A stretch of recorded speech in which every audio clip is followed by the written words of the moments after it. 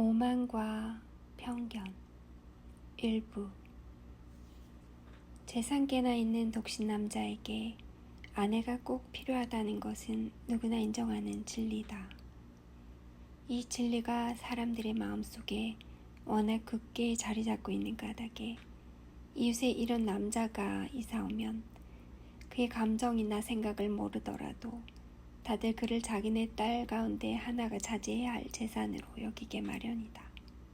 여보, 네더필드 파크에 새들 사람이 정해졌다는 소식 들었어요? 어느 날 베넷 부인이 남편에게 물었다. 베넷 씨는 못 들었다고 대답했다. 정해졌답니다. 베넷 부인이 곧이어 말했다. 롱 부인이 방금 다녀갔는데 죄다 이야기해 주더라고요. 베넷 씨는 대꾸하지 않았다. 어떤 사람이 들어오는지 알고 싶지 않아요? 부인은 조바심을 내며 목소리를 높였다. 말하고 싶은 모양이니 뭐 들어줄 거야 없소. 이 정도 반응이면 충분했다. 글쎄 여보, 당신도 알아둬야 해요. 롱부인 말로는 네더필드 파크의 새들 사람은 잉글랜드 북부 출신 청년인데 대단한 재산가래요. 월요일에 사두마차를 타고 와서 집을 둘러보고는 흡족해하면서 바로 모리스 씨와 계약했대요. 미카엘 축일 전에 입주하기로 했고 다음 주말이면 하인 몇 명이 먼저 와 있을 거랍니다. 이름은 뭐랍니까? 빅리래요. 기혼이요 미혼이요? 아유 여보, 미혼이래요. 미혼. 갑부총각이라고요. 연수입이 4-5천은 된대요. 우리 애들한테 얼마나 잘된 일이에요? 아니 왜 그게 그 애들하고 무슨 상관이 있다고? 아이고 참 한심한 양반이네. 부인이 대꾸했다. 그 청년이 우리 애들 중 하나랑 결혼할 거라는 말이지요. 뭘. 그럴 속셈으로 여기로 이사 온다는 거요? 속셈이라뇨. 세상에 무슨 말씀을 그렇게 하세요. 어쨌거나 우리 애들 중 누구하고 연애할 수도 있는 일이잖아요. 그러니까 그 청년이 이사 오는 즉시 방문하도록 하세요. 꼭 내가 방문해야 한다는 법은 없지. 당신이 애들을 데리고 가봐도 되겠고 아니면 애들끼리 보내든가 하구려. 그래, 그게 훨씬 낫겠군. 당신 미모가 애들 못지않아서 빅리 씨가 당신을 제일 마음에 들어하면 곤란하지 않겠소? 괜히 지켜세우지 마세요 여보. 나도 뭐 예쁜 축에 들기는 하지만 이제 빼어난 미모라고까지 알 수 있나요 어디? 다 큰 딸이 5이나 되는 여자가 미모 내세우는 것도 우습고요. 그쯤 되면 되게는 내세울 미모도 없어질 테니 말이요. 아무튼 여보, 빅리 씨가 이사 오면 꼭 찾아가 인사를 해야 해요. 그런 약속은 못하겠으니 그리 알고 있어요. 아니 여보, 딸아이들을 생각해야죠. 그 애들한테 얼마나 좋은 혼처인지 한번 생각해봐요. 윌리엄 루커스 경대회도 방문할 작정입니다. 순전히 그런 이유로 말이에요. 당신도 알잖아요. 그분들이 새로 이사온 사람을 구태여 찾아가지 않는 거 말이에요. 정말 가야 돼요. 당신이 안 가는데 우리끼리 찾아갈 순 없잖아요. 그렇게 소심하게 굴 것 없소. 내 장담하건대 빅리 씨는 당신을 보면 반가워할 거요. 그리고 내가 당신 편에 몇 자 적어 보내겠소. 우리 딸과 결혼하는데 진심으로 동의한다. 그중 누구든 골라 잡아도 좋다고 말이요. 귀염둥이 리치를 추천하는 말 한마디쯤 더 끼워 넣겠지만 제발 그러지 마세요. 리치가 다른 애들보다 나은 데가 어디 있어요? 제인 반만큼도 예쁘지 않고 리디아 반만큼도 사근사근하지 않잖아요. 그런데도 당신은 그저 리치만 편애하시니. 그 애들한테 어디 뛰어난 데가 하나라도 있어야 말이지. 하나같이 다른 집 애들과 마찬가지로 어리석고 모식하지 않소. 그에 비하면 리지는 영리한데가 있거든. 베네시가 대답했다. 여보, 어쩜 자기 자식들을 두고 그런 헌담을 해요? 날 화나게 하는 게 재밌어요? 네 약한 신경이 불쌍하지도 않나 봐. 아니, 무슨 말을 그렇게 하오 부인. 내가 당신 신경을 얼마나 존중하는데 나한테는 오랜 벗이라고 할 수 있어. 신경증이 도진다는 소리에 지근해 한지도 20년은 되었지 아마. 아, 당신은 몰라요. 내가 어떤 고통을 겪는지. 하지만 부디 그 고통을 이겨내고 오래오래 살아요. 그래야 연수입 4천짜리 청년들이 근처로 수두룩하게 이사 오는 걸 볼 수 있을 테니 말이요. 그런 청년 20명이 와도 무슨 소용이 있어요. 당신이 방문하지도 않을 텐데. 그럼 내 분명히 말해두겠는데 20명이 되면 한꺼번에 방문하겠소. 베네 씨는 재기, 냉소적인 기질, 내성적 성격, 변덕 등이 워낙 기묘하게 뒤섞여 있는 사람이라 23해를 겪어보고도 그의 부인은 남편의 성격을 이해할 수 없었다. 부인의 마음을 헤아리기는 그다지 어려울 곳이 없었다. 그녀는 이해력이 떨어지고 아는 것도 없고 기분이 들쭉날쭉한 여자였다. 못마땅한 일이 있을 때는 신경증이 도진다고 제멋대로 생각했다. 그녀의 평생 사업은 딸들을 출가시키는 것이고 이웃집을 방문해서 수다 떠는 것이 낙이었다. 2. 베네 씨는 빅리 씨를 가장 먼저 방문한 사람들 중 하나였다. 실은 진작부터 찾아가 볼 생각이었지만 아내에게는 마지막 순간까지 가지 않을 것처럼 굴었다. 그래서 베넷 부인은 그가 방문한 날 저녁까지도 그 사실을 까맣게 모르고 있었다. 방문을 다녀온 사실은 그날 저녁 이런 식으로 드러났다. 둘째 딸이 모자에 장식을 달고 있는 것을 보다가 베넷 씨가 불쑥 말했다. 빅리 씨가 그걸 좋아하면 좋겠구나 알있지. 방문도 안 할 텐데 빅리 씨가 뭘 좋아하는지 알아낼 재간이 없지. 어머니가 골이 나서 말했다. 잊어버리셨나봐요 엄마. 정기 무도회 때 만나게 될 테고 롱부인께서 소개해 주시기로 약속했잖아요. 엘리자베스가 말했다. 롱부인은 소개를 해줄 위인이 아니야. 자기 조카도 2명이나 있는데 이기적이고 위기적인 여자야. 기대할 일을 기대해야지. 나도 그렇게 생각하오. 베네시가 말했다. 당신이 그 부인에게 빌붙지 않을 거라니 기쁘오. 베넷 부인은 대꾸할 생각조차 없었지만 부하가 치민 나머지 딸 하나를 야단치기 시작했다. 그렇게 기침 좀 해대지 마라 길이. 제발 빈다. 내 신경 좀 생각해 주렴. 신경을 아주 갈기갈기 찢어도 유분수지. 귀티가 기침을 조심성 없이 하네. 때를 못 가리는군 그래. 아버지가 말했다. 누군 뭐 재미로 기침하나요? 키티가 짜증내며 대꾸했다. 다음 무도회가 언제지 리지? 보름 후에요. 맞아 그렇다니까. 어머니가 목청을 높여 말했다. 롱부인은 그 전날에나 돌아올 텐데 무슨 수로 그 사람을 소개해 줄 수 있겠냐고. 인사를 틀 만한 시간도 없을 텐데 말이야. 그렇다면 여보, 당신 쪽에서 롱부인한테 빅리 씨를 소개해주면 되지 않소? 말도 안 돼요 여보. 나도 그 사람을 모르는 판에 그게 말이나 돼요? 어쩜 그렇게 사람 약을 올리세요? 당신이 사려 깊은 곳은 알아모셔야겠소. 보름 정도 알고 지낸 거야 분명 약소하지. 보름 만에 그 사람이 어떤 사람인지 다 알 수는 없으니까. 하지만 우리가 소개하지 않아도 누군가 다른 사람이 할 테고 결국 롱부인과 그 조카들도 기회를 얻게 되겠지. 그러니 당신이 마다하면 내가 직접 나서겠소. 롱부인에게 진절이나 베풀 겸. 딸들은 눈을 동그랗게 뜨고 아버지를 바라보았다. 베넷 부인은 말도 안 돼, 말도 안 돼 라고만 되풀이했다. 말도 안 된다니 도대체 무슨 뜻이오? 베넷 씨가 목소리를 높였다. 소개 절차가 그렇다는 거요. 아니면 그렇게 절차를 따지는 게 그렇다는 거요. 야 하간 난 절대 동의할 수 없어요. 너라면 뭐라고 말하겠니 메리? 넌 생각이 깊은 데다 두툼한 책도 많이 읽고 중요한 구절은 따로 베껴두지 않니? 메리는 뭔가 그럴싸한 말을 하고 싶었지만 떠오르지 않았다.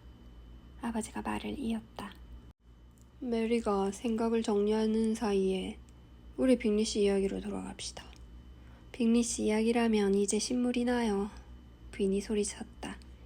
거참 유감이구려. 그렇다면 왜 진작 말해주지 않았어? 오늘 아침에만 알았더라도 절대로 그 사람을 방문하지 않았을 텐데. 일이 꼬여버리긴 했지만 어쩌겠소.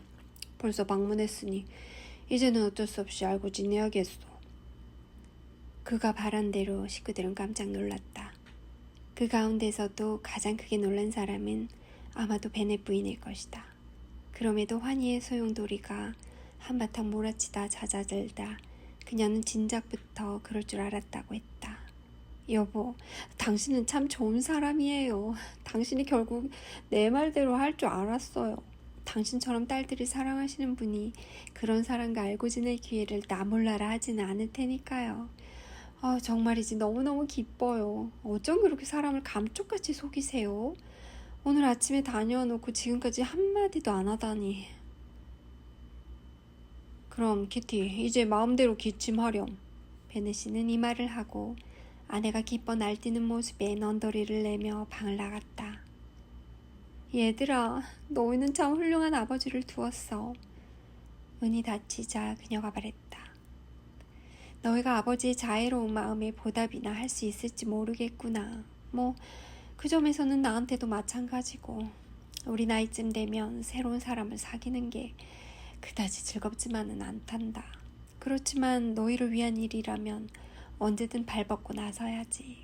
우리 귀여운 리디야, 너가 제일 어리긴 해도 엄마가 보기엔 다음 무도회에서 빅리 씨가 틀림없이 너하고 춤을 출 것 같아.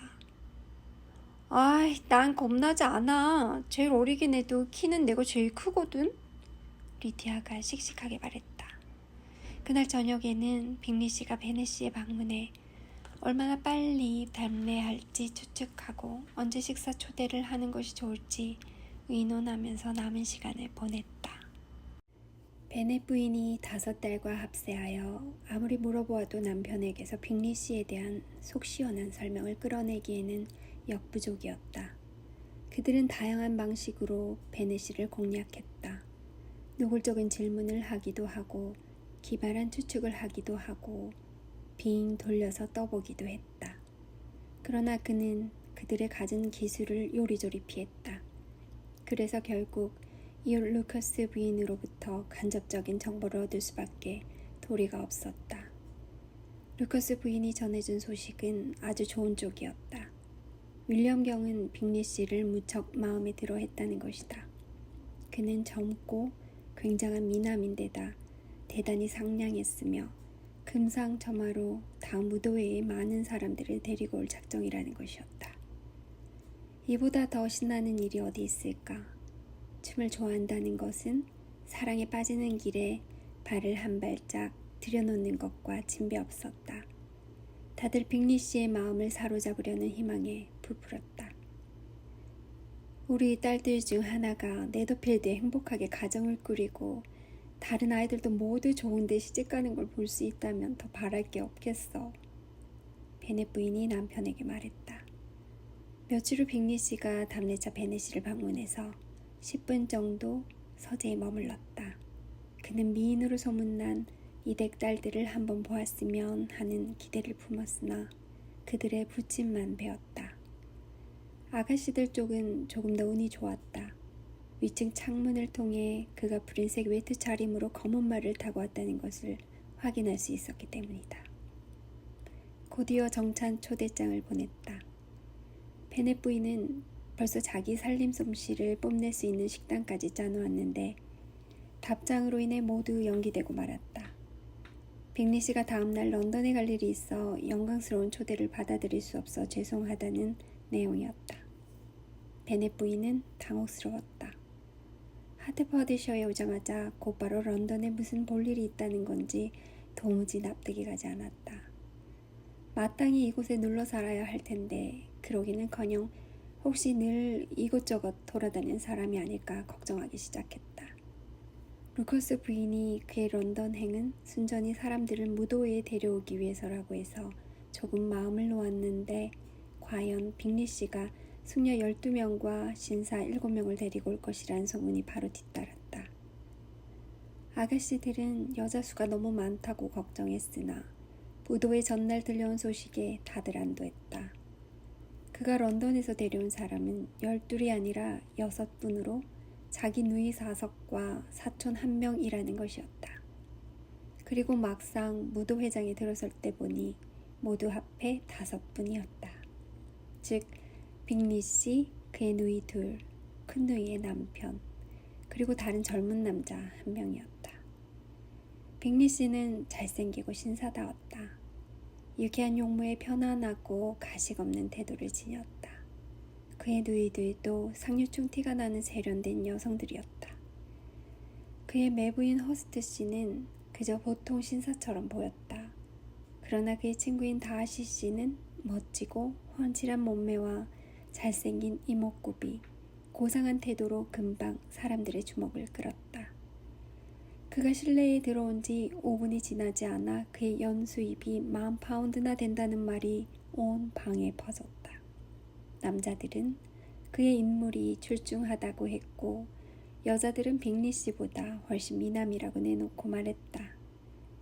그는 그날 저녁 시간이 절반 정도 지날 때까지 찬양의 시선을 한 몸에 받았으나 이윽고 그의 태도가 혐오감을 자아냈고 인기도 잦아들었다. 그가 거만하고 남을 무시하고 까다롭다는 사실이 드러난 것이다.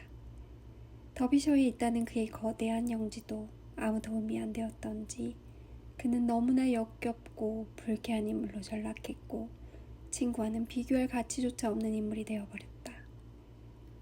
빅리 씨는 인사를 차려야 할 사람들과는 곧바로 기꺼이 인사를 나누었다.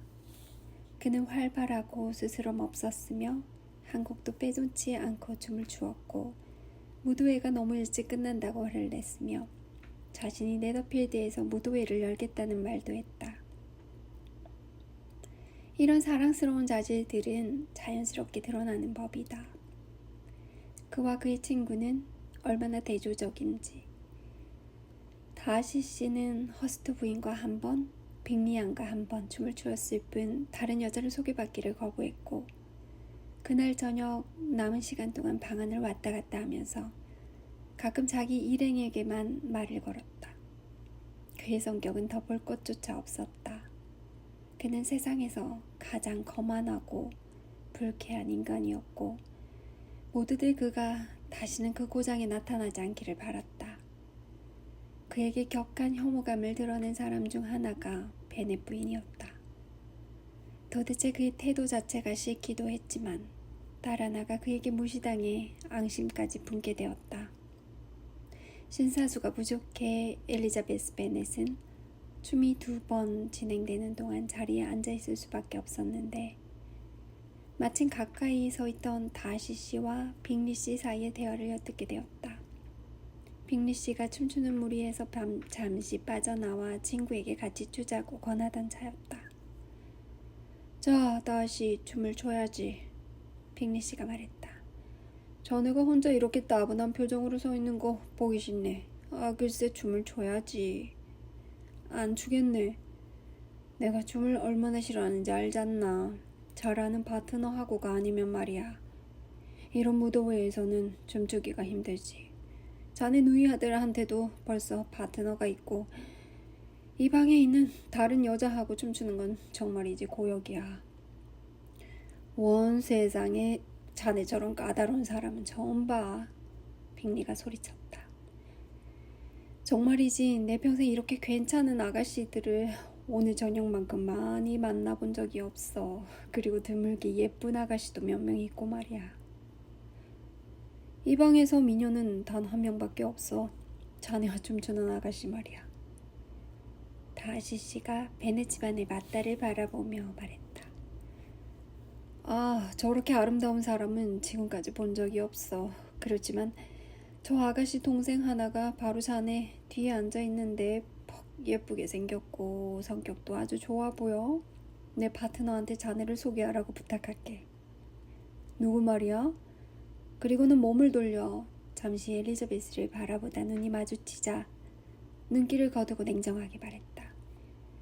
그럭저럭 봐줄만은 하군. 그렇지만 춤추고 싶은 마음이 날 만큼 예쁘진 않아. 그리고 난 지금 다른 남자들이 거들떠보지 않는 여자들을 우쭐하게 해줄 기분이 아니네. 자넨 돌아가서 파트너의 미소나 즐기라고. 괜히 나한테 시간 낭비하지 말고 말이야. 빅리 씨는 친구를 따랐다. 다하시 씨는 다른 데로 갔고 그에 대한 엘리자베스의 감정은 그리 좋을 리 없었다. 그렇지만 그녀는 주변 사람들에게 그 이야기를 신이 나서 해주었다. 무엇이든 우스꽝스러운 일이 있으면 재미있어 못 참는 활기차고 장난스러운 성격이었던 것이다. 그날 저녁은 베넷 집안 사람들 모두가 대체로 즐거워하는 가운데 지나갔다. 베넷 부인은 네더필드 사람들이 자기 맞다를 무척 좋아한다는 것을 두 눈으로 보았다. 빅리 씨는 그녀와 2번 춤을 추었고 그의 누이들도 그녀에게 남다른 관심을 표했다. 어머니처럼 대놓고 떠들지는 않았지만 제인도 만족스러워하는 기색이 보였다. 엘리자베스는 제인이 기뻐한다는 것을 느낄 수 있었다. 메리는 누가 빅리 양에게 자신에 대해 말하는 것을 들었는데 이 근방에서 가장 교양이 있는 여성이라는 것이었다. 캐서린과 리디아는 파트너가 없었던 적이 없을 만큼 운이 좋았는데 무도회에서 그들의 관심사는 그것뿐이었다. 그래서 베넷 집안 사람들은 자기들 집을 중심으로 이루어진 마을인 롱본으로 신이 나서 돌아왔다. 베넷 씨는 아직 잠자리에 들지 않고 있었다. 책에 몰두하면 워낙 시간 가는 줄을 모르는 데다 이번 무도회는 굉장한 기대를 불러일으킨 행사인지라 어떻게 되었는지 꽤나 궁금하기도 했다. 그는 새로 이사온 사람에 대한 아내의 기대가 깡그리 무너지기를 바라는 편이었는데 전혀 다른 이야기를 들어야 했다. 여보, 너무너무 즐거운 저녁이었어요. 무도회가 아주 훌륭했다고요. 그녀가 방에 들어오면서 말했다. 당신도 갔더라면 좋았을 텐데 모두들 제인을 칭찬했고 하여간 최고였어요. 다들 제인이 정말 예쁘다고 한마디씩 했으니까요.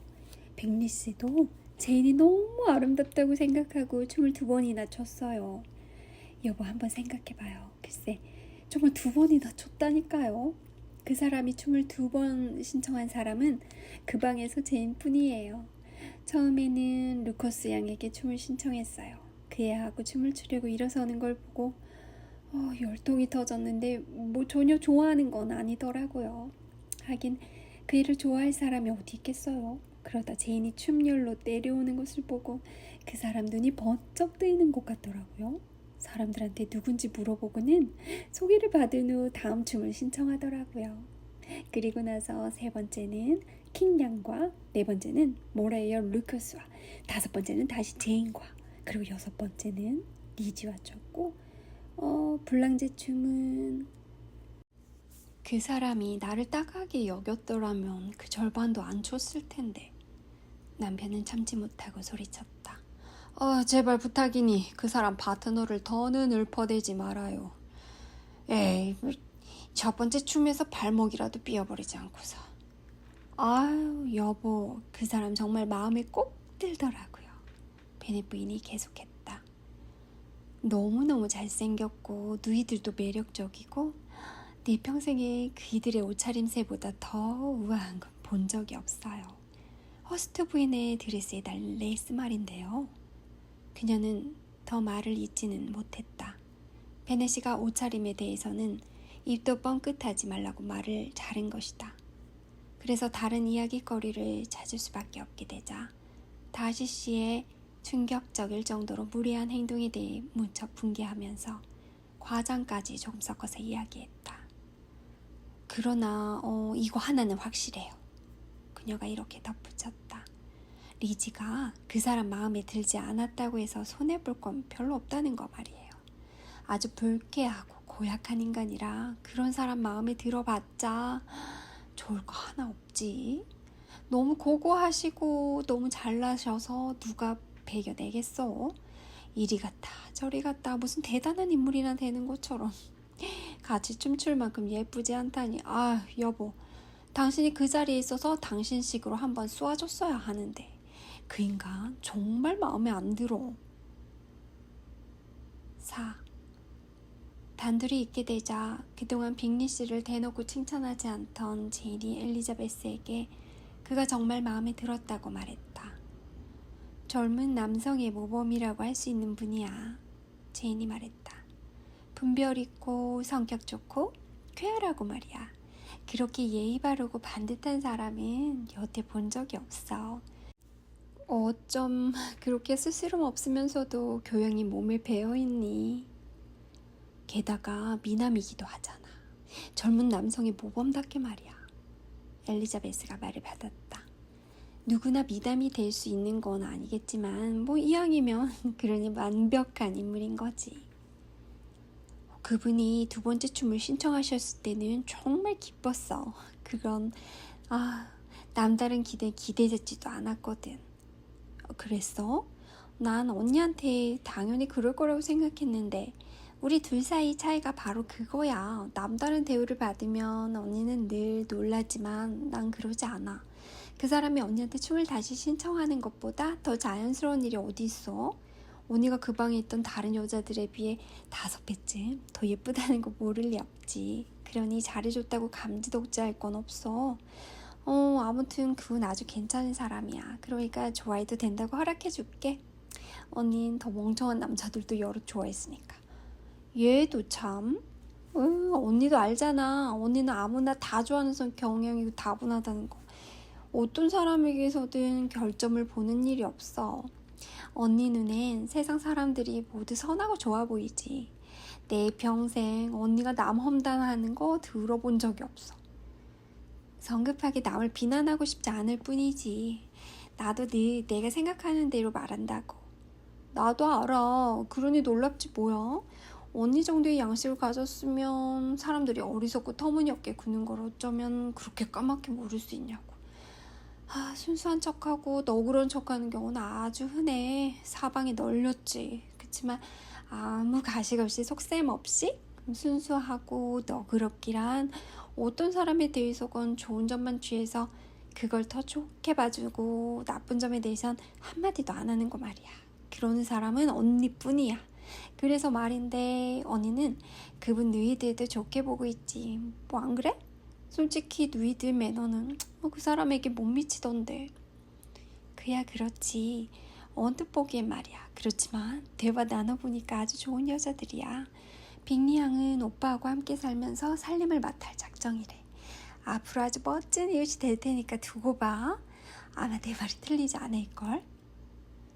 엘리자베스는 말없이 듣고 있었지만 수긍이 가진 않았다. 모두 옛날 그 여자들의 행동에서는 남들을 배려하는 태도가 전혀 보이지 않았다. 그녀는 자기 언니보다 관찰력이 예리하고 성격도 더 깐깐한 데다 누가 관심을 가져준 탓에 판단력이 흐려진 상황도 아니었으니 그 여자들을 좋게 봐줄 마음이 별로 없었다. 사실 그들은 매우 세련된 숙녀들로 기분 좋을 때는 싹싹하게 굴고 마음만 먹으면 언제든 상냥해질 수 있었다. 그러나 거만하고 잘난 체했다. 그들은 예쁜 편이었고 런던의 인류 사립 기숙 여학교에서 교육받았으며 2만 파운드의 재산이 있었다. 또 늘 분수에 넘치게 소비하며 지체 높은 사람들하고만 어울렸다.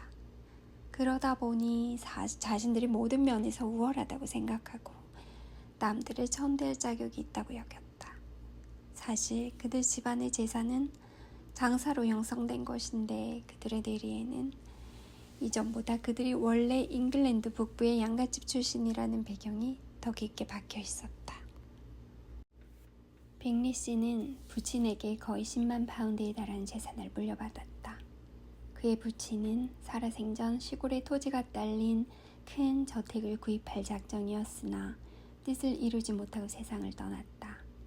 빅리 씨도 부친과 같은 생각이었고 때때로 적당한 지역을 물색했다. 그러나 이제 좋은 저택도 빌린 데다 수료권까지 얻었으니 그의 느긋한 성격을 잘 아는 사람들은 그가 네더필드에서 여생을 보내고 저택 구입하는 문제는 자식들에게 넘겨버리지 않을까 싶었다. 그의 누이들은 그가 자기 저택을 소유하기를 간절히 원했다. 그러나 이제 세입자로 정착했을 뿐인데도 빅리양은 그의 식탁을 관장하는 일을 마다할 생각이 없었다. 허스트 부인 또한 재산보다 뒤위를 보고 결혼한 탓에 형편에만 맞는다면 그 집에 눌러 살지 않을 까닭이 없었다. 빅리 씨는 성년이 된 지 채 2년이 되지 않아 누가 우연히 추천하는 바람에 레즈필드 저택을 보게 되었다. 그는 반시간 동안 그 집 안팎을 둘러보고는 주변 환경과 주요 방들이 마음에 들었고 집 주인의 자랑에도 솔깃해서 즉시 그 집을 얻어버렸다. 그와 다하 씨는 성격이 매우 다름에도 불구하고 꾸준하게 우정을 지속하고 있었다. 다하 씨는 빅리의 성격이 시원스럽고 솔직하고 유연하다는 점이 마음에 들었다. 물론 이런 성격은 자기 자신과는 딴판이었지만 그렇다고 다하 씨가 자신의 성격에 무슨 불만이 있어 보이지는 않았다. 한편 빅리는 다하 씨의 우정을 굳게 믿었으며 그의 판단력을 더없이 존중했다. 지적인 면에서는 다하 씨가 더 뛰어났다. 빅리도 결코 부족한 것은 아니었으나 다하 씨는 총명했다. 동시에 그는 콧대 높고 드레지고 까다로웠으며 예의 바르기는 했지만 친근감을 주지는 않았다. 그 점에서는 그의 친구가 훨씬 나았다. 빅리는 어디를 가나 늘 사람들의 호감을 사는 반면 다하 씨는 끊임없이 사람들의 기분을 상하게 했다. 메리턴 무도회를 두고 두 사람이 대화하는 모습을 보아도 이런 점이 여지없이 드러났다. 빅리는 여태껏 이렇게 기분 좋은 사람들이나 아름다운 여자들을 만나본 적이 없다고 했다. 모든 사람이 그에게 무척 친절했고 관심을 기울여 주었으며 지나치게 격식을 차리거나 어색하게 굴지도 않아서 그도 금세 그 자리의 모든 사람과 친해진 느낌이었다는 것이다. 그리고 벤넷 양으로 말하자면 천사도 그만큼 아름답지는 않으리라고 생각했다. 반대로 다하 씨는 거기 모인 사람들 가운데서는 인물이 괜찮은 사람이 별로 없고 매너는 더욱 보잘것없다는 것이었다. 자기 쪽에서 조금이라도 관심 가는 사람은 한 명도 없었고 상대 쪽에서도 자기에게 관심을 보이거나 즐거움을 주는 일이 없었다는 것이다. 벤넷 양은 예쁘긴 하지만 웃음이 해프다고 했다. 허스트 부인과 빅리 양은 그런 점은 인정하면서도 그녀를 칭찬하고 마음에 들어했다. 사랑스러운 여자라면서 더 사귀어도 좋을 사람이라고 했다. 그리하여 벤넷 양은 사랑스러운 여자로 낙착되었고 빅리는 이런 찬사를 얼마든지 그녀를 좋아해도 된다는 재가로 받아들였다. 5. 롱본에서 걸어서 얼마 안 걸리는 곳에 베넷 집안과 각결이 가까운 한 가족이 살고 있었다. 한때 메리턴에서 상업에 종사했던 윌리엄 루커스 경은 상당한 재산을 모은 후 시장이 되었고 재직 중에 국왕을 환영하는 축사를 해서 기사 자기를 받았다. 그는 이 영예에 지나치게 깊은 감명을 받은 듯하다. 자신의 사업체와 작은 장터 마을에 있던 거처가 싫어졌으니 말이다. 결국 그는 이 모든 것에서 벗어나 가족과 함께 메리턴에서 1마일가량 떨어진 저택으로 옮겼고 그 저택을 루커스 로지라고 명명했다. 그 후로는 일에 매이지 않은 채 자신의 지체를 느긋이 즐기며 세상 사람들에게 예의 바르게 처신하는 일에만 전념했다. 그는 신분이 높아져 우쭐하기는 했지만 거만을 떨지는 않았다. 오히려 누구에게나 예의를 차렸다. 원래부터 원만하고 다정하며 자상한 데다 세인트 제임스 궁에서 국왕을 아련한 것을 계기로 극히 정중한 태도를 갖게 되었다. 루커스 부인은 사람은 선한 편이지만 그리 영리하지 못한 덕에 베넷 부인에게는 오히려 소중한 이웃이 되었다. 그들에게는 자식이 여럿 있었다. 그중 마지는 분별있고 똑똑한 27살의 처녀로 엘리자베스와 아주 친한 사이였다.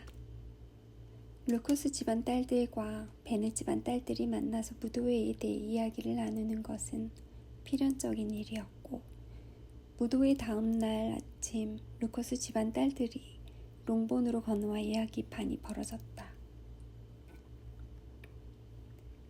너 어제 저녁에 시작이 참 좋더라, 샬럿. 베넷 부인이 짐짓 루커스 양을 죽여주는 척 싹싹한 말투로 말했다. 빅리 씨의 첫 춤 상대가 바로 너였잖아. 맞아요. 그렇지만 두 분은 두 번째로 선택한 파트너를 더 좋아하는 것 같던데요. 제인 말이구나. 하긴 제인하고 두 번이나 춤을 췄으니 말이지. 그걸 보면 분명히 제인에게 호감을 가진 것 같긴 했어. 사실이 그렇다고 해도 뭐 딱히 내가 들은 말도 있고 나도 뭔지 자세히는 잘 모르지만 로빈슨 씨와 관련된 무슨 얘기던데. 아마 그분이 로빈슨 씨와 나누는 대화를 제가 엿들은 걸 말씀하시는 것 같은데요. 그 말씀 안 드렸던가요? 로빈슨 씨가 그 사람한테 우리 메리턴 무드회가 어떠냐, 또 이 자리에 미인들이 가득하지 않느냐, 뭐 이 중에서 누가 제일 예쁘다고 생각하느냐고 물으니 마지막 질문에 대한 대답이 바로 나오더라고요.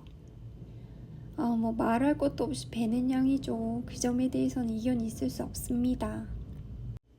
세상에, 그렇다면 그건 정말 분명하게 생각을 밝힌 건데 그게 혹시 뭐 그렇다고 꼭 무슨 일이 일어나란 법은 없는 거니까.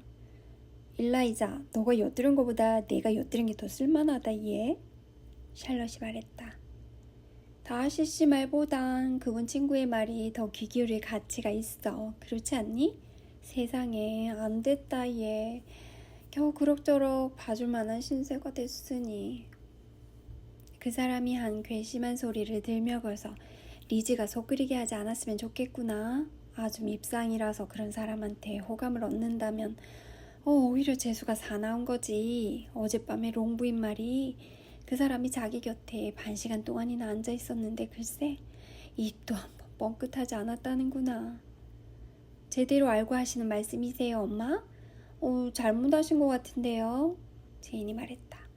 다하시 씨가 롱부인에게 말을 건네는 걸 제가 분명히 봤는데요. 그래, 참다 못해 롱부인이 먼저 네더필드가 마음에 드느냐고 물어보니 할 수 없이 대답했다더라. 말을 걸었다고 화가 난 듯이 말이야. 빅리양 말로는 그분은 친한 사람들 사이에서가 아니면 별로 말을 안 한대요. 제인이 말했다. 친한 사람한테는 부쩍 사근사근하대요. 난 그런 말 하나도 안 믿는다 얘야. 그렇게 사근사근한 사람이라면 롱부인한테 말을 걸었을 거다. 그렇지만 왜 그랬는지 짐작은 가. 다들 그 사람이 검 안으로 똘똘 뭉쳐있다고 하던데. 롱부인이 마차가 없어서 무도회에 전세마차로 왔다는 얘기를 어디서 들은 게 틀림없어. 롱부인한테 말을 건네지 않은 거야 상관없지만 일라이자하고 춤을 추었더라면 좋았을 텐데 싶어요. 샬럿이 말했다. 다음번에 리지, 어머니가 말했다.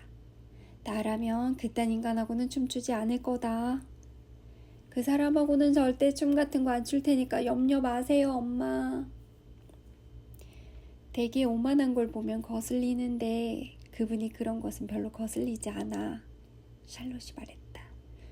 그럴 만한 근거가 있으니까 말이야. 가문이니 재산이니 모든 걸 다 갖춘 그렇게 멋진 젊은이가 자기를 높이 본다고 해서 이상할 건 없잖아. 이런 표현을 써도 된다면 그 사람은 오만할 권리가 있어. 그건 맞는 말이야. 엘리자베스가 말을 받았다. 내 자존심을 건드리지만 않았다면 나도 그 사람의 오만을 쉽게 용서할 수 있겠지. 내가 보기에 오만은 가장 흔한 결함이야. 메리가 생각이 깊다는 것을 과시라도 하듯이 말했다. 내가 지금까지 읽은 바로 미뤄볼 때 오만이란 사실 아주 일반적이고 인간 본성은 오만에 기울어지기 쉬우며 실제건 상상이건 자신이 지닌 이런저런 자질에 대해 자만심을 품고 있지 않은 사람은 우리 가운데 거의 없다고 봐야 해. 허영과 오만은 종종 동의어로 쓰이지만 서로 달라. 허영심이 없으면서도 오만할 수 있지. 오만은 자기 자신을 어떻게 보느냐의 문제고 허영은 남이 나를 어떻게 생각해 주기를 바라느냐의 문제거든. 내가 다하시씨만큼 부자라면 오만하니 뭐니 하는 건 신경 쓰지 않을 거야. 누나들과 같이 오늘 거스 집안 아들이 소리쳤다. 사냥개를 여러 마리 키우고 매일같이 포도주를 한 병씩 마실 거야. 술을 그렇게 많이 마셔대면 안 되지. 베넷 부인이 말했다. 내 눈에 띄기만 해봐라. 곧바로 병을 뺏어버릴 테니까. 소녀는 그러면 안 된다고 항변하고 베넷 부인은 그럴 거라고 계속 을러댔다. 결국 이 옥신각신으로 두 집안의 만남은 막을 내렸다.